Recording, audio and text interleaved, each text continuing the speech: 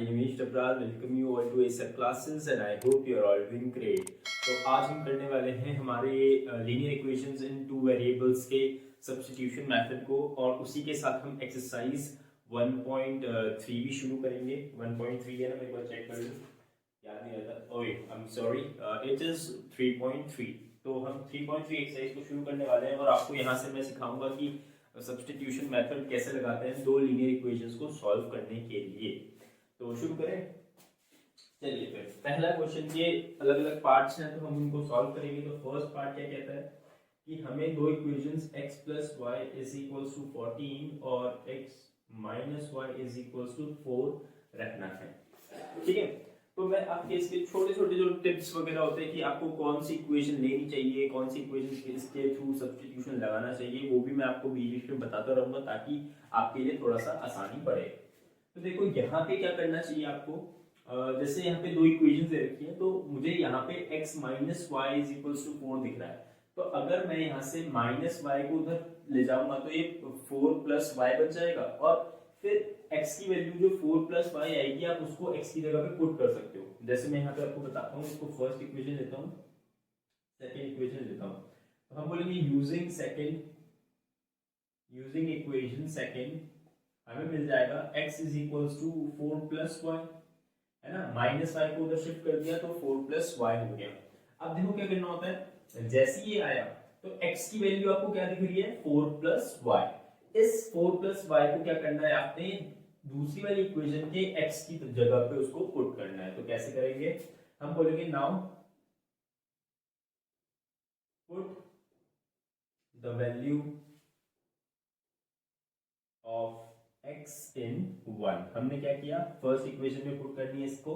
तो जैसे ही पुट करेंगे तो क्या होगा, x की जगह पे पुट करना है तो 4 plus y is equals to, यहाँ पे plus y is equals to 14। देखो x plus y is equals to 14 था, तो x की वैल्यू थी 4 प्लस वाई, तो हमने यहाँ पे सब्स्टिट्यूट कर दिया। और अब देखो यहाँ पे इजीली आप सॉल्व करोगे तो y की वैल्यू आपको आराम से मिल जाएगी। तो बस सब्स्टिट्यूशन मेथड में यही करना होता है। और हम इससे ज्यादा क्या कर सकते हैं कि अलग अलग तरीके लगाएं जिससे हमारा जो सब्स्टिट्यूशन है ना वो और भी आसान बनता जाए। तो अभी जैसे आगे क्वेश्चन आते रहेंगे तो मैं आपको अलग अलग तरीके बताता रहूंगा कि कहाँ पे कौन सी इक्वेशन को चूज करना चाहिए x या y की वैल्यू को निकालने के लिए, तो उससे आपको और आसानी पड़ेगी। देखो अब प्लस वाई 2y हो जाएगा इज इक्वल्स टू 14। तो यहाँ से 2y इज इक्वल्स टू 10 आ जाएगा, है ना। 4 उधर जाके माइनस होगा तो y इज इक्वल्स टू 5 आ जाएगा। तो ये y की वैल्यू जैसे ही आई तो y की वैल्यू 5 आप यहाँ पे रख सकते हैं। तो ये आ जाएगा x is equals to 4 plus 5 और x की वैल्यू आ जाएगी 9। तो आपका बड़ा इजीली आपका आंसर आ चुका है लीनियर इक्वेशंस के उसका कि x और y की वैल्यू क्या है, x की वैल्यू है 9, y की वैल्यू है 5। तो आप इसको नोट करना, उसके बाद हम नेक्स्ट क्वेश्चन करते हैं। चलिए अब देखिए हमें नेक्स्ट इक्वेशन ये दे रखी है। अब देखो यहाँ पे ये जो इक्वेशन है ना इसको और ज्यादा सिंप्लीफाई कर सकते हो। तो ऐसा करना, सॉल्व करने से पहले क्या करना, इसको और सिंप्लीफाई करोगे तो क्या आएगा, ये आ जाएगा एलसीएम लेंगे तो 2s यहाँ पे 3s यहाँ पे, तो 2s plus 3t is equals to 6 और यहाँ पे नीचे एलसीएम आ गया हमारा 6। इसको फर्दर और सिंप्लीफाई करोगे तो ये आ जाएगा 2s plus 3t is equals to 36। ये आ गई आपकी सेकंड इक्वेशन, ये आ गई आपकी फर्स्ट इक्वेशन। अब देखो सवाल ये उठता है कि आप कौन सी वाली इक्वेशन लो जिससे आप या s की वैल्यू t के टर्म्स में या t की वैल्यू s के टर्म्स में निकालो। तो जब भी क्या होगा, जिस इक्वेशन में s या t क्या है, इसका कोएफिशिएंट क्या है, 1 है, तो आप अगर उस वाली इक्वेशन से आप उस पर्टिकुलर वेरिएबल की वैल्यू अगर फाइंड आउट करोगे तो वो ज्यादा आसान पड़ेगा। जैसे यहाँ पे देखो s की जो कोएफिशिएंट है वो 2 है, t का जो कोएफिशिएंट है वो 3 है।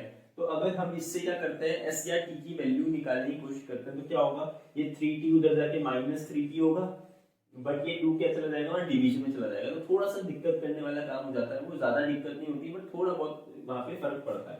अगर मैं फर्स्ट इक्वेशन यूज करूंगा, फर्स्ट इक्वेशन में अगर मैं s की value in terms of t या t की value in terms of s निकालूंगा तो वहां पे मेरे को ज्यादा आसानी पड़ेगी, वहां पे सिर्फ इतनी सी आएगी। मैं दोनों का दिखाता हूँ, यहाँ से s की वैल्यू आती 3t तरह 36 माइनस 3t अपॉन 2, ये कुछ ऐसी वैल्यू आती है। तो देख के थोड़ा सा और सॉल्व करने में दिक्कत वाली काम होगी, क्योंकि जब आप यहाँ पुट करोगे तो एलसीएम वगैरह लेना पड़ेगा, तो दिक्कत हो जाएगी काफी। तो उससे बेटर है आप ये वाली वैल्यू बोलो, using equation 1 s minus t is equal to 3। अब इसमें से भी अगर आप क्या करोगे, अगर s की वैल्यू t के टर्म्स में निकालोगे तो ज्यादा बेटर रहेगा, क्योंकि देखो माइनस टी उधर जाके प्लस टी होना है। अगर आप t की वैल्यू s के टर्म्स में निकालोगे तो आपको इसको इधर शिफ्ट करना पड़ेगा, 3 इधर लाना पड़ेगा, तो s माइनस 3 बनेगा। तो माइनस साइन हमें ज्यादातर पसंद नहीं होता है, इसीलिए मैंने कहा कि जिसमें माइनस साइन होता है तो ज्यादातर कोशिश करो उसी की वैल्यू निकालो। तो हमारे यहाँ पे आंसर आ जाएगा s is equal to 3 plus t. ऐसा नहीं है कि आप जो दूसरी वाली चीजें हैं उनको यूज करोगे तो आंसर नहीं आएगा, आंसर उनसे भी आएगा, बट ज्यादातर हम कोशिश करते हैं, मैथ्स की यही कोशिश रहती है कि जितना आंसर को छोटा और आसानी से निकाला जाए उतना ही बेटर है। तो अब देखो यहाँ पे हम बोलेंगे put the value of s इन 2। ठीक है, अब फर्स्ट से हमने क्या किया, इक्वेशन 1 से हमने s की वैल्यू निकाली और उसको इक्वेशन 2 में पुट किया। कभी ऐसा मत करना कि इक्वेशन 1 से ही आपने क्या किया, s की वैल्यू भी निकाल दी और इक्वेशन 1 में ही पुट कर दी, तो उससे आंसर नहीं आएगा, तो वहां पे दिक्कत हो जाएगी आपको। जब यहाँ पे देखो s की वैल्यू 3 प्लस t पुट करोगे तो पीछे भी कैंसिल हो जाएगा, तो हम किसी s या t दोनों में से किसकी वैल्यू भी नहीं निकाल पाएंगे। इसीलिए एक इक्वेशन से आपको एक पर्टिकुलर वेरिएबल की वैल्यू दूसरे वेरिएबल के टर्म पे निकालनी है और उस वैल्यू को फिर दूसरी वाली इक्वेशन में सब्स्टिट्यूट करना है, तभी इसे बोलते हैं सब्स्टिट्यूशन मेथड। आप जैसी वैल्यू सब्स्टिट्यूट करेंगे तो देखो यहाँ पे 2 इंटू 3 प्लस टी हो जाएगा plus 3t is equals to 36। तो यहाँ पे देखो एलसीएम वगैरह यहाँ पे अपॉन 2 नहीं आ रहा है, अपॉन 3 नहीं आ रहा है, जो कि आपको यहाँ पे एलसीएम वगैरह लेना पड़ता, तो काम आसान हो गया कि नहीं हो गया। तो अब देखो यहाँ पे क्या करेंगे, मल्टीप्लाई करना है सिंपली, तो 6 plus 2t plus 3t is equals to 36। तो यहाँ पे आ जाएगा ये 5t हो जाएगा और ये जो 6 था ये इधर जाके माइनस हो जाएगा, तो ये 30 के इक्वल आ जाएगा और t आ जाएगा आपका 30/5 या फिर 6। तो t की वैल्यू 6 आ चुकी है और s की वैल्यू यहाँ पुट करके निकाल दो, तो s इज इक्वल्स टू हो जाएगा 3 प्लस 6 या फिर s इज इक्वल्स टू हो जाएगा 9। अभी तो बड़े प्यारे प्यारे क्वेश्चन आ रहे हैं तो इसीलिए आपको अच्छा भी लग रहा होगा, बट जब क्वेश्चन थोड़ा सा डिफिकल्ट बनते हैं तो ये जो छोटी मोटी ट्रिक्स जो मैं बोल रहा हूँ कि ऐसा ऐसा करो, सजेशन जो मैं दे रहा हूँ, तो ये बहुत ज्यादा काम आते हैं वहाँ पे। ये ऐसे छोटे मोटे क्वेश्चन पे तो आप कैसे भी कर लो, आंसर बिल्कुल सही आ जाएगा और जल्दी आ जाएगा, बट जब क्वेश्चन थोड़ा सा लेवल हायर होने लगेगा उसका, तो वहां पे आपको थोड़ा सा दिक्कत हो सकती है। तो आप ये नोट कर लो, उसके बाद हम नेक्स्ट क्वेश्चन पे चलते हैं। देखिए अब देखो यहाँ पे आपको क्या दिख रहा होगा, ये दो इक्वेशंस आपको दे रखी है ना। अब पर यहाँ पे क्या है ना, ये इक्वेशंस आपस में कोइंसिडेंट पेयर बनाती हैं, कोइंसिडेंट सिस्टम बनाती हैं। कैसे, देखो यहाँ पे a1/a2 देखो 3/9 इज इक्वल टू 1/3। b1/b2 देखो -1/-3, तो कैंसिल हो गया, तो 1/3 आंसर आ रहा है। c1/c2 देखो 3/9 इज इक्वल टू 1/3। तो देखो यहाँ पे तीनों का रेशियो इक्वल आ रहा है, a1/a2 is equal to b1/b2 is equal to c1/c2। तो इसीलिए हम इसका सोल्यूशन नहीं निकाल पाएंगे सब्स्टिट्यूशन मेथड से, या फिर कोई भी मेथड जो आगे आप पढ़ने वाले हो, एलिमिनेशन, क्रॉस मल्टीप्लिकेशन वगैरह वगैरह, किसी भी मेथड से इस इक्वेशन के, इन दो इक्वेशन के सोल्यूशन नहीं निकल पाएगा, क्योंकि इसके इनफाइनाइटली मेनी सॉल्यूशंस है। कोई भी पॉइंट आप एक लाइन का लो, इस वैल्यूज में एक पॉइंट निकालो, x की वैल्यू 0 रख के y की वैल्यू कुछ आएगी, उसको यहाँ पुट करोगे तो वो भी सेटिस्फाई करेगा। तो इसीलिए क्या होता है कि हम इस पे एक पर्टिकुलर कॉमन सोल्यूशन नहीं निकाल पाते हैं, तो इसीलिए इस इक्वेशन को हमें यही छोड़ना पड़ता है। और ये क्वेश्चन आपको क्या याद दिलाता है कि आपको हर बार जब भी दो इक्वेशन सॉल्व करोगे तो हमेशा उसका a1/a2, b1/b2 और c1/c2 चेक कर लेना। आंसर मतलब जो आप यूनिक सोल्यूशन निकालने की कोशिश करने वाले हो सब्स्टिट्यूशन और एलिमिनेशन से, वो तभी निकलते हैं जब क्या होता है कि a1/a2 not equals to b1/b2 आता है। मतलब कि फर्स्ट केस जिसमें क्या होता है आपका, इंटरसेक्टिंग लाइंस बनती हैं या फिर यूनिक सोल्यूशन होता है, तभी आप क्या कर सकते हो, सब्स्टिट्यूशन मेथड से या फिर एलिमिनेशन मेथड से आंसर निकाल सकते हो। अगर ऐसा नहीं आ रहा है और इसके अलावा बाकी दो हमारे वो आ रहे हैं जिसपे था कि a1/a2 is equals to b1/b2 is not equals to c1/c2, या फिर ये वाली सिचुएशन आ रही है, तो इन दो सिचुएशन में क्या होता है कि आप सोल्यूशन नहीं निकाल सकते, इसीलिए आपको उसको वहीं पे छोड़ना पड़ता है। तो जैसे इस केस में ऐसा हो गया है, since the lines are coincident, therefore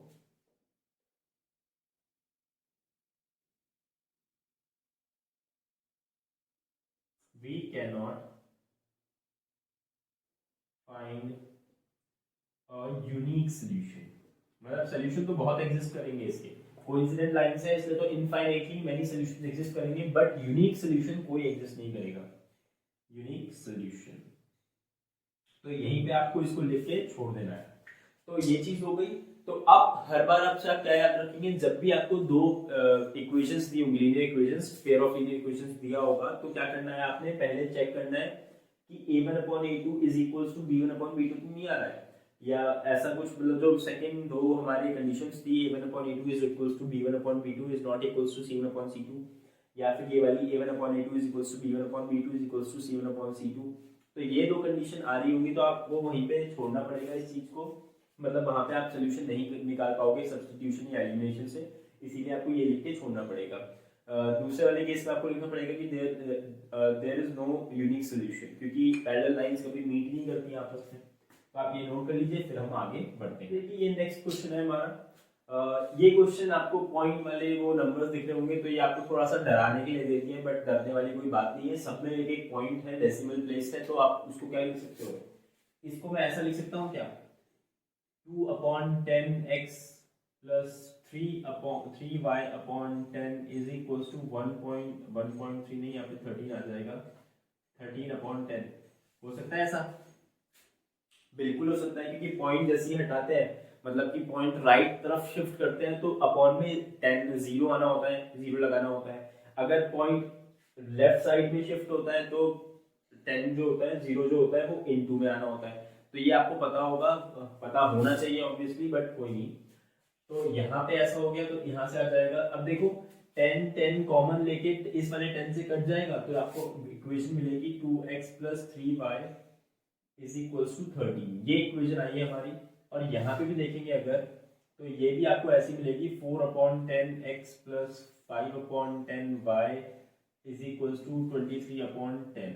तो यहाँ पे देखो 2 कॉमन दिखता हुआ काट में देना, वो कुछ फायदा नहीं मिलेगा, इससे अच्छा 10 10 कॉमन लेके इस वाले 10 से वो कर देना, कैंसिल आउट कर देना, क्योंकि 10 10 जब कॉमन आएगा तो ये 1/10 उधर आके 10 मल्टीप्लाई होगा, तो मल्टीप्लिकेशन वाला 10 और डिवीजन वाला 10 आपस में कट जाएंगे। तो यहाँ से ये फर्स्ट इक्वेशन मिली और यहाँ से सेकंड इक्वेशन मिल जाएगी 4x plus 5y is equals to 23। ये हमारी सेकंड इक्वेशन आ गई, ठीक है। तो ये चीज आ चुकी है। अब देखो यहाँ पे इक्वेशन हमारी सिंप्लीफाई हो चुकी है। अब हमें क्या करना है, सोल्यूशन निकालना है। तो सोल्यूशन निकालने के लिए आगे बढ़ते हैं। यहाँ पे करेंगे हम। अब यहाँ पे मैं बोलूंगा कि अगर आपको सब्स्टिट्यूशन लगाना है या x की वैल्यू y के टर्म्स में या y की वैल्यू x के टर्म्स में लानी है, तो चेक करना कि कौन सी वाली इक्वेशन में जो कोफिशिएंट्स है ना वो छोटे हैं। अगर कोफिशिएंट्स छोटे रहेंगे तो ज़्यादा आसानी से आप चीज़ों को सॉल्व कर पाएंगे। जितने बड़े कोफिशिएंट्स होंगे उतना ही ज़्यादा दिक्कत आएगी। तो फर्स्ट वाली इक्वेशन में आपके कोफिशिएंट्स छोटे हैं, तो हम बोलेंगे यूजिंग इक्वेशन 1 हमें क्या होगा, यहाँ पे 2x plus 3y is equals to 13 का। अब आपको ये भी देखना चाहिए कि अगर कोफिशिएंट्स यहाँ पे जो भी है, आपको अगर 2 या 2 के पावर वाला जो कोफिशिएंट है ना वो अगर मिले, तो आप कोशिश करना कि उसी के वेरिएबल की आप वैल्यू निकालो। क्यों करना है ऐसा, क्योंकि देखो यहाँ पे जब मैं 3y को उधर शिफ्ट करूंगा तो 2x is equals to 13 minus 3y, और यहाँ से x की वैल्यू आएगी 13 माइनस 3y बाय 2। तो यहाँ पे देखो जो 2 है ना वो अपॉन में आ रहा है, तो क्या होगा जब अपॉन में आएगा तो ऐसे नंबर्स को थोड़ा सा सॉल्व करने में इजी रहता है, क्योंकि अगर 3 नीचे आएगा तो 3 कभी भी किसी नंबर को कंप्लीटली डिवाइड नहीं करता जब तक उसका वो मल्टीपल ना हो। 2 क्या होता है कि 2 हर एक नंबर को डिवाइड करता है कंप्लीटली, एक डेसिमल या 2 डेसिमल जितनी भी होता है, एक डेसिमल की बात ही कर देता है वैसे तो। और 2 की पावर वाले नंबर जैसे 2 की पावर 2 4, 2 की पावर 3 8, ऐसे वाले नंबर्स भी क्या करते हैं इजीली डिवाइड कर देते हैं। तो ये आप ध्यान रखना, क्योंकि हमने चैप्टर 1 में पढ़ा है रियल नंबर्स के कि हमारे जो डिनोमिनेटर में अगर 2 की पावर m इंटू 5 की पावर n टाइप के नंबर्स होते हैं तो वो ऊपर वाले नंबर को कंप्लीटली डिवाइड करेंगे, अगर इसके अलावा कोई और होते हैं तो कंप्लीटली डिवाइड नहीं करते हैं जब तक उसके मल्टीपल ना हो। तो इसीलिए मैं ये आपको सजेस्ट करता हूँ। तो यहाँ पे फिर करेंगे हम put the value of x इन कौन सा लिया था हमने, 2 लेना है अब, ठीक है। तो 1 से हमने x की वैल्यू निकाली और इसको फिर हमने 2 में पुट करना है। तो यहाँ पुट करेंगे तो 4x, तो ये x की वैल्यू है 13 माइनस 3y बाय 2। अब देखो यहाँ पे इज इक्वल्स टू 23। यहाँ पे देखो, यहाँ पे तो इजीली ये 2 से 4 भी कट जाएगा, तो यहाँ से 2 से 2 कट गया एक बार, तो 2 अंदर मल्टीप्लाई होगा तो ये आएगा 26 minus 6y plus 5y is equal to 23। तो यहाँ से देखो 6 माइनस 6y प्लस 5y, तो ये आ जाएगा माइनस y इज, और यहाँ पे 26 इज इक्वल टू 23। तो अब देखो माइनस y उधर गया, 23 इधर आया, तो क्या आ जाएगा y is equal to 26 minus 23। तो y की वैल्यू देखो बड़ी आसानी से 3 आ चुकी है यहाँ पे, तो कोई दिक्कत नहीं, तो आसान था बहुत। तो चलिए फिर आगे बढ़ते हैं, फिर x की वैल्यू निकालते हैं। तो x की वैल्यू यहाँ पे वो करेंगे, y की वैल्यू 3 पुट करेंगे तो 13 माइनस 3 इंटू 3 अपॉन 2, तो यहाँ 3 से 9 आ जाएगा, तो 13 माइनस 9 अपॉन 2, तो ये आएगा 4 अपॉन 2, जो कि हो जाएगा x इज इक्वल्स टू 2, ठीक है। तो ये ऐसी वैल्यू आ चुकी है, तो इसमें भी कोई दिक्कत नहीं होनी चाहिए। तो इसको भी आप सॉल्व कर लेना, फिर मैं आगे बढ़ता हूँ। देखते हैं आगे। अब देखो आगे वाला जो क्वेश्चन दिया हुआ है बड़ा ही मुश्किल आपको लग रहा होगा, बट ऐसा कुछ नहीं है। रूट वाले क्वेश्चन से, मतलब नंबर से आप ना बिल्कुल डरा मत करो। जहां पे भी रूट वाला नंबर आ गया ना, तो इसका मतलब है वो बहुत ज्यादा आसान क्वेश्चन होने वाला है, क्योंकि रूट वाले क्वेश्चन खुद में ही बच्चों को वैसे ही डरा देता है। तो इसीलिए वो जानबूझ के जहाँ पे भी रूट वाला नंबर डालते हैं ना, तो उस क्वेश्चन को आसान ही रखते हैं सॉल्व करने के लिए, ताकि कुछ बच्चे वैसे ही डर जाएंगे रूट देख के, तो वो नर्वसनेस के कारण उसको निकाल नहीं पाते। और जिन बच्चों को आता है, जो समझदार होते हैं, तो वो इजीली इसको कर पाते हैं। इसीलिए आप रूट वाले नंबर से मत डरना, यहाँ पे सीधा सीधा वैल्यू निकालने की कोशिश करना, तो आ जाएगी। तो देखते हैं हम क्या करेंगे। मैंने बोला जो कोफिशिएंट जिस इक्वेशन का छोटा होता है उस इक्वेशन को लेने की कोशिश करना, तो ज्यादा आसानी पड़ेगी। तो यहाँ पे देखो कोफिशिएंट इसी के छोटे दिख रहे हैं मुझे, तो इसको सॉल्व करने की कोशिश करते हैं। तो ये आएगा, और यहाँ पे एक और चीज कर देता हूँ मैं कि ये √3x माइनस ये √8 है, तो इसे को 2√2 लिख सकता हूँ क्या, है ना। आपको पता होगा ये √8 की वैल्यू यहाँ पे 2 की पावर 3 होता है, तो 2 2 तो ऐसे निकल जाएंगे, तो ये आ जाएगा आपको सेकेंड इक्वेशन। तो फर्स्ट का हम सॉल्व करेंगे यूजिंग इक्वेशन 1 वी गेट, तो हम √2 x की वैल्यू निकालेंगे, तो √2x 0, तो यहां से आ जाएगा √2x is equals to √3y minus of √3y आएगा, तो x इज इक्वल्स टू आ जाएगा माइनस ऑफ √3y अपॉन √2, ये आ रहा है। इसको आप पुट कर दो, फिर put the value of x इन 2, हमने 1 से x की वैल्यू निकाली और 2 में हम उसको पुट करेंगे, तो ये आ जाएगा √3 इंटू माइनस √3y अपॉन √2, ये कुछ ऐसा हो जाएगा -2√2y। वैसे इसका आप आंसर जब देखेंगे ना तो आपको हंसी आएगी ये क्या आंसर आ रहा है। तो यहाँ पे देखो क्या हो जाएगा, ये फिर √3 इंटू √3 3 हो जाएगा, तो -3y, और देखो √2 मैं क्या करता हूँ यहाँ पे एलसीएम ले लेता हूँ, तो एलसीएम लूंगा तो यहाँ मल्टीप्लाई हो जाएगा, तो √2 इंटू √2 2 हो जाएगा, 2 2 4 4y upon √2, is equals to 0। यहाँ पे आ जाएगा -7y इज इक्वल्स टू 0, क्योंकि √2 0 से मल्टीप्लाई हो जाएगा और y की वैल्यू आ जाएगी यहाँ से -7 के उधर डिवीजन में 0, तो y की वैल्यू आ रही है 0। तो इतनी मेहनत करने के बाद y की वैल्यू 0 आ गई। और अब इसके बाद आप और ज्यादा आश्चर्यचकित हो जाएंगे कि जब y की वैल्यू 0 यहाँ पुट करेंगे तो x की वैल्यू भी क्या आ जाएगी, 0 आ जाएगी। तो यहाँ पे बोलेंगे दिस इंप्लाइज x की वैल्यू क्या हो जाएगी, -√3/√2 into 0 which is equals to 0। तो हमने इतनी मेहनत सिर्फ x और y की वैल्यू 0 लाने के लिए की थी। तो ये तो आप वैसे भी याद रखना कि जब भी क्या होता है कि हमारा जो कांस्टेंट वाली टर्म होती है ना दोनों इक्वेशंस में, अगर वो 0 के इक्वल है तो x और y की वैल्यू हमेशा 0 ही आनी रहती है। तो ये ध्यान रखना, जब भी आपकी लीनियर इक्वेशंस में कांस्टेंट टर्म 0 है, तो मतलब पेयर ऑफ लीनियर इक्वेशंस दिया और दोनों की कांस्टेंट टर्म 0 है, तो तब समझ लेना कि जो x और y की वैल्यू आने वाली है वो 0 ही आने वाली है। मतलब सॉल्व कर लेना, क्योंकि वहाँ पे सीबीएसई में यही होता है, स्टेप मार्किंग चलते हैं तो आपको सोल्यूशन तो दिखाना ही पड़ेगा, बट x और y की वैल्यू एंड में 0 ही आने वाली है, तो आप अपना आंसर इजीली क्रॉस चेक कर पाएंगे।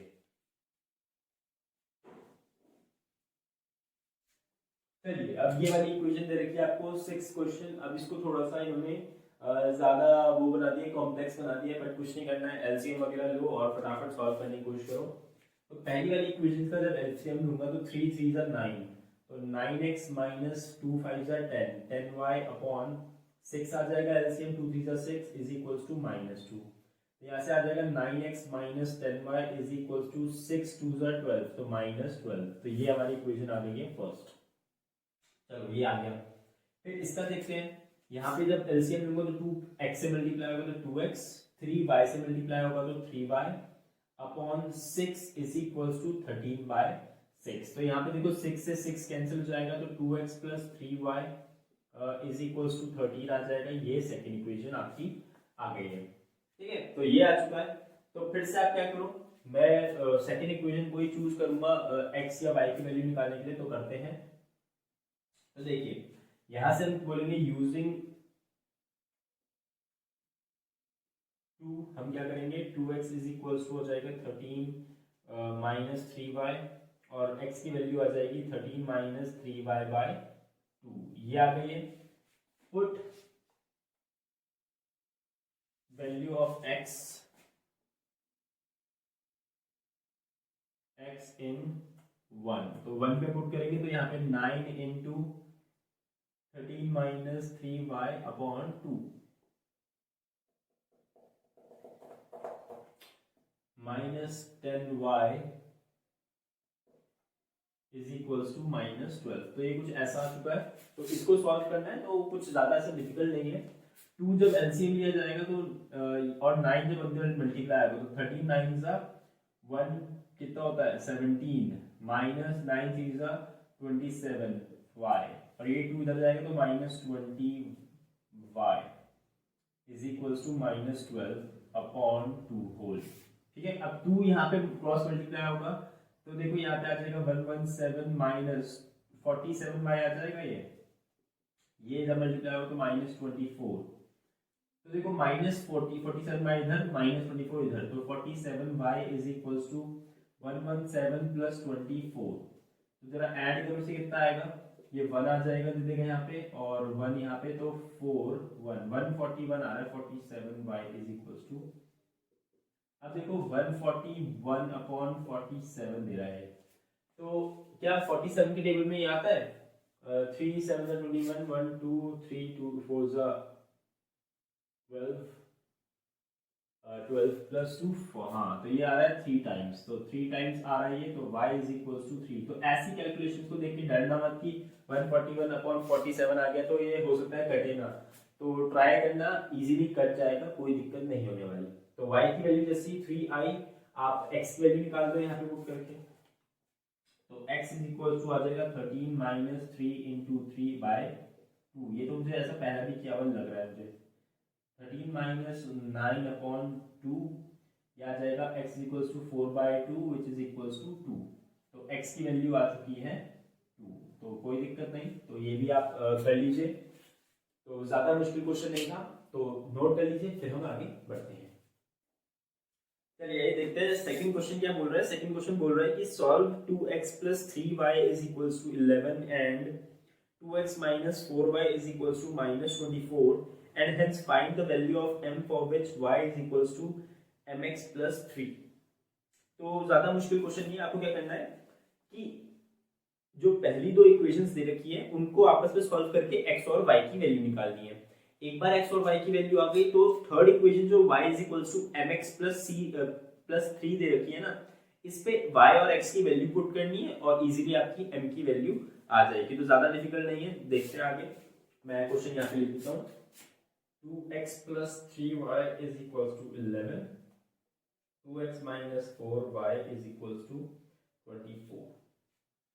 तो देखो यहाँ पे इस इक्वेशन को और सिंपलीफाई कर सकते हो 2 कॉमन लेके, ठीक है। तो ये आ जाएगा -24 है और मैं कुछ मिस तो नहीं कर रहा।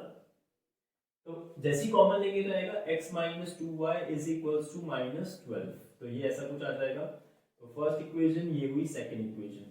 तो यहाँ पे देखो अगर मैं x की वैल्यू निकालूं सेकंड इक्वेशन के थ्रू, तो देखो ज्यादा मुझे जो सब्स्टिट्यूशन है वो ज्यादा मुश्किल नहीं मिलेगा। तो हम बोलेंगे using equation using 2 we get x - 2y = 12 -12। तो x हो जाएगा 2y - 12, ऐसा कुछ आ जाएगा। तो अब बोलेंगे हम पुट वैल्यू ऑफ x इन 1, हमने 1 में पुट करनी है। तो जैसे ही पुट करेंगे तो देखो 2 × 2y - 12 + 3y = 11, ये कुछ ऐसा आ जाएगा। अब देखो अंदर मल्टीप्लाई करोगे 4y - 24 + 3y = 11। तो 4y 3y ऐड हो गए 7y -24 जाके +24, तो 11 + 24 कितना हो जाएगा, ये 35 हो जाएगा। तो 7y = 35। तो y आपको पता है क्या आ जाएगा, फिर 5 आ जाएगा। तो बड़े आसानी से आ गया। अब देखो यहाँ पे y की वैल्यू 5 है, तो यहाँ पे y की वैल्यू 5 रखो। तो दिस इंप्लाइज x = 2 × 5 - 12, तो ये आ जाएगा 10 - 12, या फिर x की वैल्यू -2 आ रही है। तो कोई दिक्कत नहीं है, x और y की वैल्यू कुछ भी आ सकती है, पॉइंट्स में भी आ सकती है, नेगेटिव भी आ सकती है। तो इससे डरना मत कि ऐसी वैल्यू आ रही है। जैसे ये हुआ, हमें क्या करना था, y = mx + 3 के से हमें फॉर वैल्यू ऑफ m हमें क्या करना है, पुट x एंड y इन, इसको हम थर्ड इक्वेशन मान लेते हैं, इन 3। तो 3 में पुट करेंगे तो यहाँ पे आएगा, देखो y की वैल्यू है 5 = -2m + 3 हो जाएगा। ये 3 इधर जाके 2 हो जाएगा, तो -2m = 2 हो जाएगा, m = -1 आ जाएगा। तो ये आपकी वैल्यू आ रही है m की -1। तो इतना सही काम करना था, ज्यादा कुछ करना नहीं था इस पे। तो इसलिए आप इसको भी नोट कर लो, फिर आगे बढ़ते हैं। चलिए आगे देखते हैं। अब देखो नेक्स्ट वाला क्वेश्चन, जो थर्ड क्वेश्चन है ना, form the pair of linear equations for the following problems and find their solution bye substitution method. इस पे आपको ना स्टेटमेंट्स पढ़ के इक्वेशंस खुद बनानी भी है और साथ में सॉल्व करके आंसर भी निकालना है। तो क्वेश्चन अब क्या होगा, ये ऐसे क्वेश्चंस करने के लिए आपको ना क्वेश्चन में जो शब्द आ रहे हैं, एक तो आपकी इंग्लिश थोड़ी अच्छी होनी चाहिए, दूसरा जो उसमें अलग अलग टाइप के वर्ड्स यूज होते हैं ना, जो मैथमेटिकल वो होते हैं, उनके मीनिंग्स आपको आने चाहिए, तभी आप ऐसे स्टेटमेंट्स को पढ़ के इनकी इक्वेशंस बना पाओगे, है ना। जैसे आप फर्स्ट क्वेश्चन को देख लेते हैं, the difference between two numbers इज 26 and one number is 3 times the other. अब 3 टाइम्स का मतलब क्या होता है कि वो 3 ज्यादा नहीं है, वो है 3 into, मतलब कि 3 को मल्टीप्लाई करना है उसके साथ। तो ऐसी ऐसी चीजें आपको पता होनी चाहिए। तो उसने बोला डिफरेंस बिटवीन टू नंबर्स इज 26। तो अगर मान लें हम बोलेंगे let the two numbers be x and y, हमने बोल दिया एंड y है, ऑलराइट। अब देखो उसने बोला डिफरेंस इनके बीच में 26 है, तो अगर x को मैं बड़ा नंबर मान लूं तो हम बोलेंगे x - y = क्या है, 26। तो फर्स्ट इक्वेशन तो यही आ गई, है ना। उसके बाद उसने बोला कि one number is 3 times the other, तो एक नंबर x मान लेते हैं, x क्या है 3 टाइम्स है y के, ये उसने बोला है। अब x ही क्यों है 3 टाइम्स y के, क्योंकि देखो यहाँ पे मैंने बड़ा नंबर किसको माना है, x को बड़ा नंबर माना है, y को छोटा नंबर माना है, इसीलिए x क्या होगा y से ज्यादा ही होने वाला है। 3 टाइम्स हो 4 टाइम्स हो वो हमें मतलब नहीं है, इसमें इसने 3 टाइम्स दे दिया, इसलिए हमने x को y के 3 टाइम्स बोल दिया है ना। तो बड़ा इसलिए x था, इसीलिए हमने x को y के 3 टाइम्स बोला है, y को x के 3 टाइम्स नहीं बोला है। अगर आप यहाँ पे y को x के 3 टाइम्स बोल दोगे तो आपका आंसर गड़बड़ हो जाएगा और आपके मार्क्स कट जाएंगे। इसीलिए इस चीज का भी ध्यान रखना कि कौन सा नंबर आप बड़ा वाला ले रहे हो और कौन सा नंबर छोटा ले रहे हो, उसी के हिसाब से आपको चीजें सॉल्व करनी पड़ेगी। तो देखो यहाँ पे आपको दिखेगा कि इक्वेशन नंबर 2 में x की वैल्यू पहले से ही y के टर्म्स में दे रखी है, तो आप बोलोगे put the value of x from 3 from 2 इन 1। ठीक है, हमें 2 से जो x की वैल्यू मिल रही है उसी को 1 में रख देंगे। तो x की वैल्यू है 3y, तो यहाँ पे x की जगह पे 3y पुट कर देंगे, minus y is equals to 26। तो ये आ जाएगा 2y इज इक्वल्स टू 26 या फिर y इज इक्वल्स टू 13 हो जाएगा। तो बड़े आसानी से आ गया। अब देखो x क्या है, y के 3 टाइम्स है, तो x is equals to 3 into 13 हो जाएगा और x की वैल्यू आ जाएगी 39। तो ये आ गया आंसर आपका x और y का। तो आपको यहाँ पे क्या करना पड़ेगा कि जो वर्ड्स है ना उसके बहुत अच्छे से समझने पड़ेंगे और क्या बोल रहा है बड़ा, मतलब यहाँ पे जो प्रेजेंस ऑफ माइंड है वो बहुत ज्यादा सतर्क रखना पड़ेगा आपको। नेक्स्ट क्वेश्चन देखते हैं। The larger of two supplementary angles exceeds the smaller by 18 degrees. Find them मतलब कि खत्म कर दिया पे क्वेश्चन हमने। तो देखो यहाँ पे क्वेश्चन में the larger of to supplementary angles, अब ये सप्लीमेंट्री एंगल्स का क्या मतलब होता है आपको ये पता होना चाहिए, तभी आप क्वेश्चन को अटेम्प्ट कर पाओगे। तो सप्लीमेंट्री का मतलब होता है कि दो एंगल्स भी नहीं, जितने भी एंगल्स हो, हमारे जितने भी एंगल्स हैं a प्लस बी वो क्या होने चाहिए 180 के इक्वल होने चाहिए। अब जरूरी नहीं है ऐसा ही हो कि सिर्फ दो ही एंगल्स सप्लीमेंट्री होते हैं, हो सकता है कि तीन angles a plus B plus C is equal to 180 हो, है ना। ट्राइंगल के जो तीनों एंगल्स का सम होता है 180 होता है, तो सप्लीमेंट्री तीन एंगल्स मिलके बनते हैं। तो नंबर ऑफ एंगल्स कितने भी हो सकते हैं, अगर उन सब का मिलके सम 180 आ रहा है तो उन सब एंगल्स को हम सप्लीमेंट्री बोलेंगे। तो यहाँ पे दो एंगल्स दिए हुए हैं उसमें। चलिए फिर हम यहाँ पे करेंगे, हम आगे बढ़ते हैं। तो अब उसने बोला है कि the larger of the two supplementary angles, तो लार्जर ऑफ द अभी छोड़ते हैं, पहले टू सप्लीमेंट्री एंगल्स की बात करते हैं। उसने बोला टू सप्लीमेंट्री एंगल्स है, तो हम बोलेंगे लेट द एंगल्स बी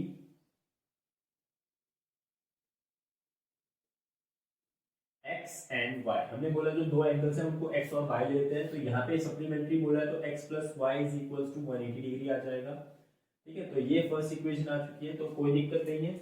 फिर अब नेक्स्ट वाली लाइन पढ़ते हैं कि the larger of the two. अब देख लेते हैं कि लार्जर कौन सा मानते हैं, तो मैं x को लार्जर मानूंगा। Larger of the two supplementary angles exceeds the smaller one by 18 degree, मतलब कि जो x हमने अभी लार्जर वाला एंगल एक्सीड करता है स्मॉलर वाले को कितने डिग्री से 18 डिग्री से, मतलब कि अगर मैं y पे 18 डिग्री ऐड कर दूं तो मुझे क्या मिलेगा x मिलेगा, ऐसा वो बोल रहा है। एक्सीड्स का मतलब यही होता है कि वो उससे इतना ज्यादा है, 18 डिग्री बोला है तो 18 डिग्री उससे ज्यादा है। अब देखो कुछ दिक्कत नहीं है, यहाँ पे उसने दे दिया है हमें पूरा।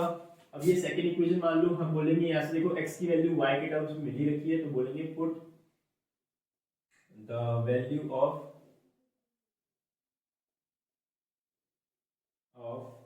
x from 2 n 1। तो हमने x की वैल्यू फ्रॉम 2 से 1 में रखनी है, तो ये आ जाएगा y plus 18 plus y is equals to 180। तो ये तो आसान क्वेश्चन है, तो ये आ जाएगा 2y is equals to 18 minus होगा 180 माइनस 18, तो 2y इज इक्वल्स टू कितना आएगा, यहाँ पे बचेगा 2, यहाँ पे बचेगा 7 में से बन गया 6 और ये आ जाएगा 162 आ जाएगा। अब देखो y इज इक्वल्स टू आ जाएगा आपका 81 आ जाएगा यहाँ से। ठीक है। और x की वैल्यू अगर निकालना चाहे तो यहाँ पे रख देते हैं, तो x is equals to 81 plus 18,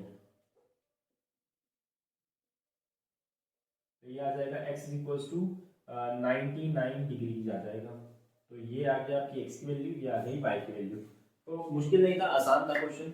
तो चलिए आज मैं इतने ही क्वेश्चन करा रहा हूँ क्योंकि वीडियो थोड़ी लंबी बन जाती है, वरना अगर से मैं सारे एक साथ करा दूंगा। तो बाकी क्वेश्चन हम नेक्स्ट क्लास में करेंगे, और ये नेक्स्ट क्लास में ये वाली एक्सरसाइज बिल्कुल ही खत्म हो जाएगी। और अभी मैंने और क्या कराना है कि आपके जो a1/a2, b1/b2 और c1/c2 वाली कंडीशंस वाली जो हमारी थ्योरी थी, उसके ऊपर मैंने आपको थोड़े से डिफिकल्ट क्वेश्चंस कराने हैं। उसमें अलग अलग टाइप के क्वेश्चंस आपसे पूछे जाते हैं, तो मैं उसको भी अलग वीडियो लाऊंगा, अलग अलग बुक से क्वेश्चंस निकाल के, है ना। तो उस पर भी करेंगे नेक्स्ट क्लास में बात। चलिए, थैंक यू सो मच, मिलते हैं अगली वीडियो में।